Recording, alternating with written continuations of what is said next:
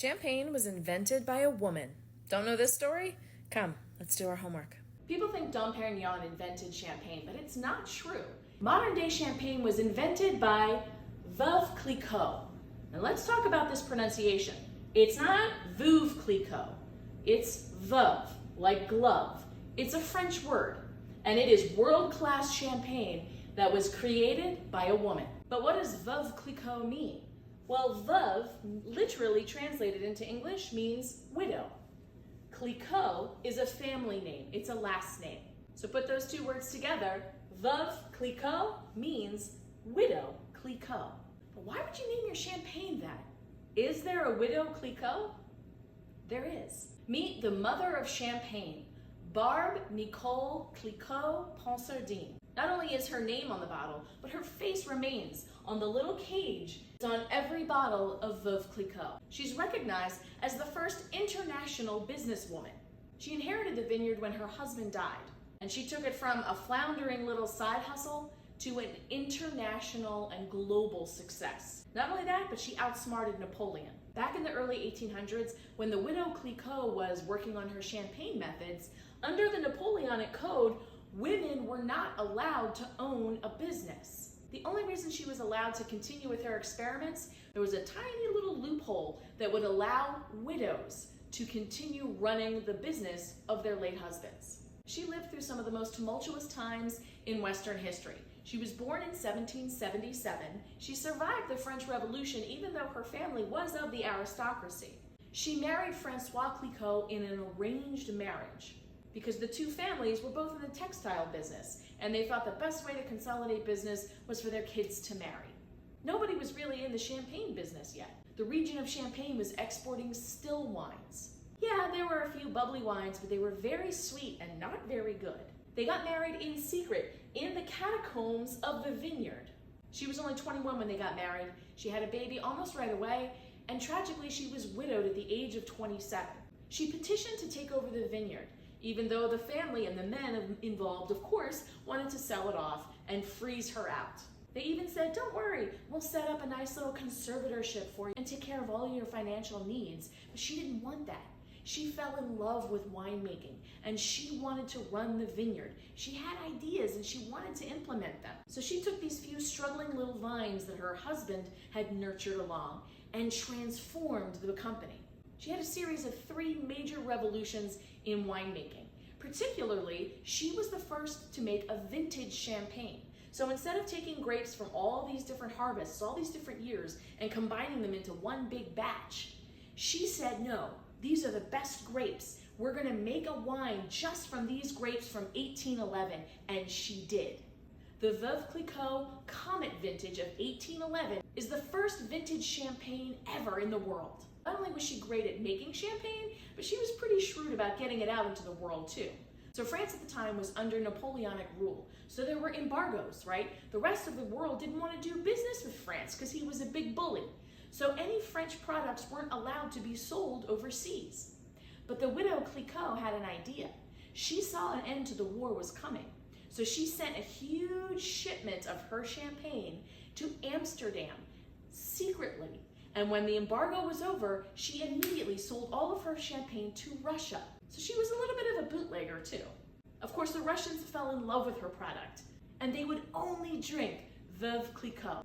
And because of a few of her other innovations, she was able to mass produce champagne and export it all over the world. These are the 3 huge innovations that she made in the champagne industry. First of all, we talked about the idea of a vintage champagne. These are some of the most exquisite wines in the world. Instead of diluting the quality so that you can produce a bigger batch, she was committed to quality. And she said, no, absolutely not. We're only using the grapes from this vintage to make this champagne, even though it takes longer, even though it's more time consuming, even though we won't have as much product, we won't have as much volume. What we do make will be superior, and she was committed to that. She also invented rosé champagne. All champagnes were white up until Veuve Clicquot. She invented the process of pressing the grape juice, which is white, and then also adding in some of the skins of the grapes. She added in the skins of the Pinot Noir grapes to give the champagne this pink color. It really revolutionized the entire business for Dom Perignon, for Moet, for Veuve Clicquot, for all champagnes, all sparkling wines in the world. What makes champagne now is the process called riddling, which she invented. Champagne bottles used to be stored vertically. And so when the yeast eats the sugar and all those bubbles are created, the dead yeast has to go somewhere, and it used to sink to the bottom of the bottle. And that would make the champagne very cloudy and kind of weird looking. And you wouldn't want to drink that stuff at the bottom. It was gross. She invented these tables where the wine bottles, instead of standing upright, were on an angle. And they would come through and rotate the bottles a few degrees every day.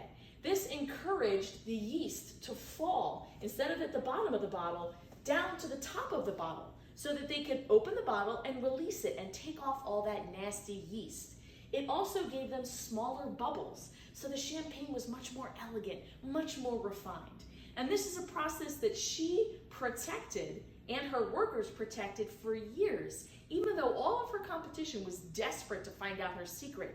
It took years, decades, for her secret to get out, and eventually, of course, everyone started copying it. Now, this is how all champagnes are made, with this process of riddling. And if you want to see how this all went down, you're in luck. There is a movie out now called Veuve Clicquot. Francois willed the vines to me because he knew I would never sell. I will be continuing to care for them myself. Wine is a very difficult vocation, my dear. You underestimate what it will require of you. I know what it requires. I've been in the fields for years. You have one chance. One. I want our champagne to have structure, depth. I do admire you trying to run things as you want, as a woman would. We lose these first shoots to frost, we lose the harvest. No one can fall asleep. The woman is not capable of running this vineyard. I have proceeds. I will send them to you. The woman is forbidden to run a business under the law. Her vineyard should be placed in the hands of an experienced executor. Was this the plan all along? No, madame. It never occurred to them you would succeed. No one can sell abroad due to Napoleon's embargoes against his enemies. I want to stay ahead of him. Of Napoleon. So you're a criminal at heart. Human beings are compelled to create, to lay down our lives, however best we can. It is so that we might uncover the secrets of ourselves. And that with any luck, 100 years from now, someone will know that we were here. So I was granted a sneak peek of this film, and it is gorgeous. The cinematography is amazing. It's shot on location in France, and Haley Bennett as the Grande Dame is astounding. It's an independent feature, so it probably won't be in wide release, but make sure you look for it starting July 19th. If you're on my page, you're probably into feminist content. This fits the bill. If you're into biopics, if you're a wine nerd like me, this will tick all the boxes. There's a scene in the film where the widow Clicquot is just starting to take over the vineyard, and she has this idea about how things should be run. She calls it the wheel. She wants it to be a matriarchy. She wants it to be a circle of ideas where everyone can pitch in, everyone can contribute. There's no hierarchy, there's no one leader. And of course the men talk her out of that, but she's still successful, even when everyone was betting against her, even when the law was telling her she could not run this vineyard. She did it anyway. This is a great quote from her. "The world is in perpetual motion, and we must invent the things of tomorrow. Act with audacity." So now you know, champagne was invented by a woman.